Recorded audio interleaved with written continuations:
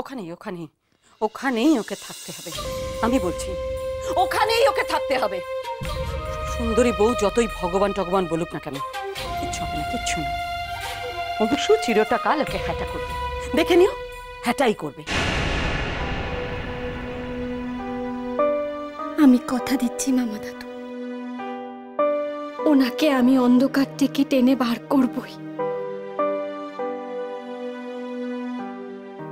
ওনাকে সকলকে বুঝিয়ে দেব সবচেয়ে সুন্দর উনি,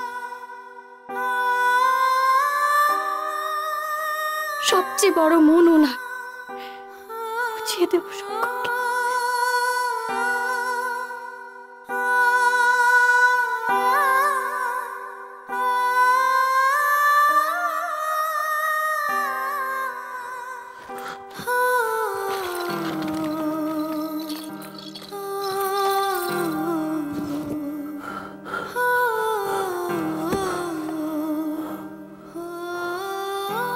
আমি দূরে থাকতে চাই, দূরে, সবার থেকে দূরে, সব সময়ের জন্য দূরে।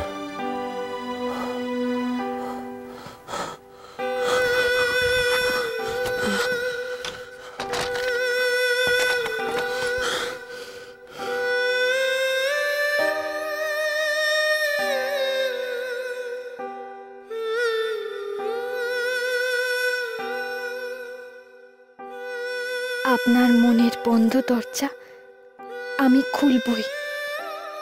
আলোর ছোঁয়ায় সব অন্ধকার সরে যাবে।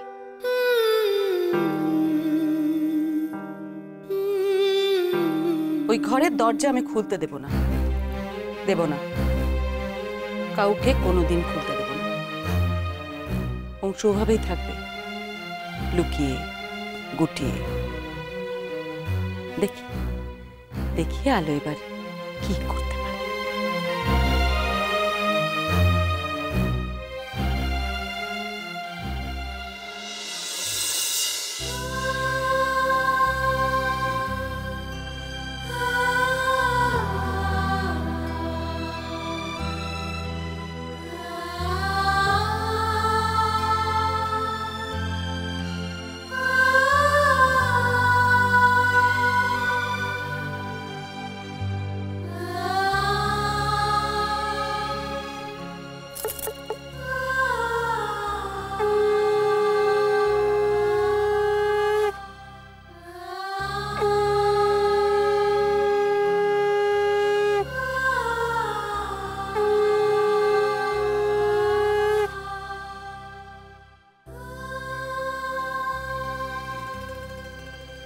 কি ব্যাপার, কি ব্যাপার? এ বাড়িতে অচেনা শব্দ হঠাৎ?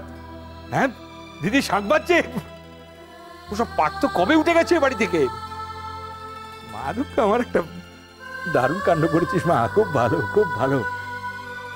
জানিস মা, সেই অংশুর মা যখন ছিল তখন কত নিষ্ঠা ভরে পুজো করতো। আরে বাড়িটা সন্ধ্যেবেলা শাঁখের আওয়াজে একেবারে গম গম গম গম করতো। এখন কি আর সেসব জো আছে? না না, তবে এখনো মাঝে মাঝেই গম গম করে, ওই রথি মহারথীদের ঝগড়ার আওয়াজে গম গম করে। কি গো দিদি, মা দুর্গা আসার পর এই বাড়িতে কিরকম একটু মিঠে বাতাস দিয়েছে না? এখন সময় সুযোগ বুঝে সেই মিঠে বাতাসটা যদি যদি ঠিক লোকটার মাথায় দিয়ে দেওয়া যায় তো খাসা হয়, কি বলো? ওরে তুই ওকে কাজ করতে দে, তো ফেসেই বক বক জুড়লো। দেখ মা, দেখ আমার এই মূল্যবান কথাগুলোকে বক বক বলে চালিয়ে দিল। আরে মা তুই বল, আমি কি বাজবো কি? না না, তুমি খুব সুন্দর কথা বলো, মনে হয় সারা দিন ধরে শুনি।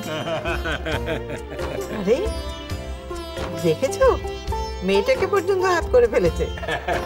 তবে কি জানিস মা, বুড়ো হয়ে গেছি তো, এখন আর অত প্রশংসা করিস না, ছাতিটা আরো ফুলে যাবে। আমি সত্যি বলছি, তুমি তুমি কত সুন্দর করে কথা বলো আর কেমন হো করে হেসে ওঠো, তখন আমার আত্মিক ভয় কেটে যায়।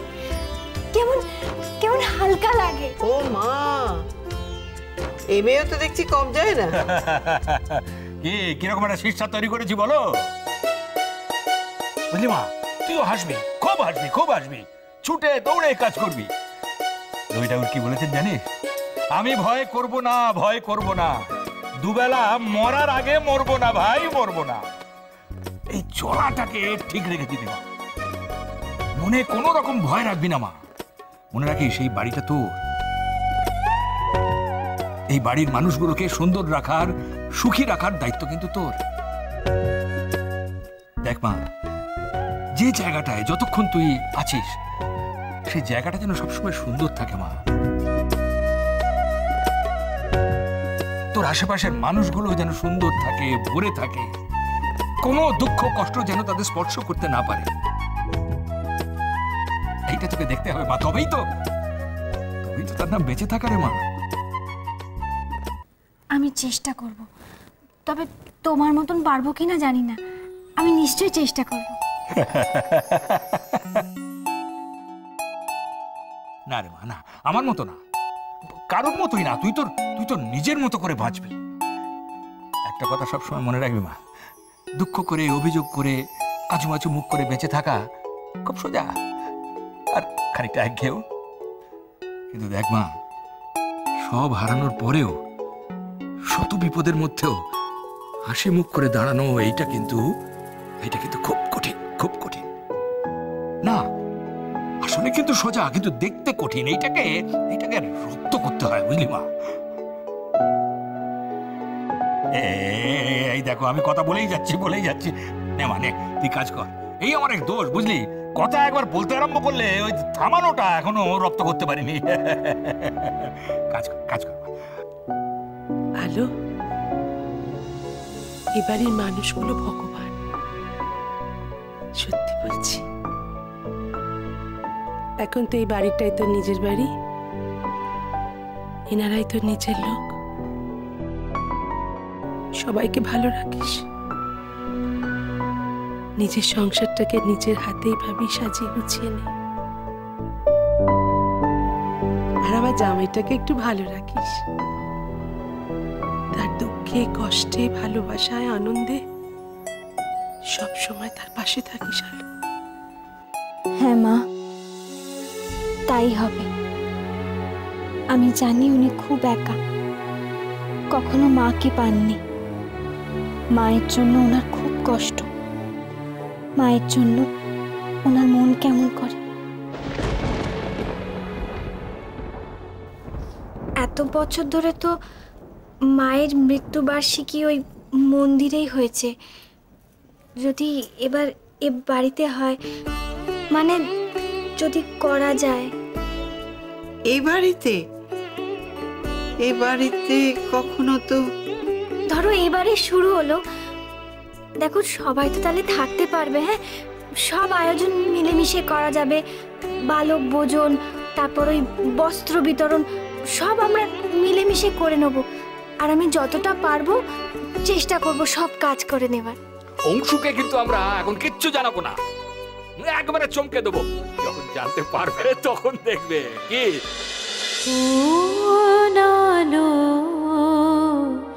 লাগলো চোখে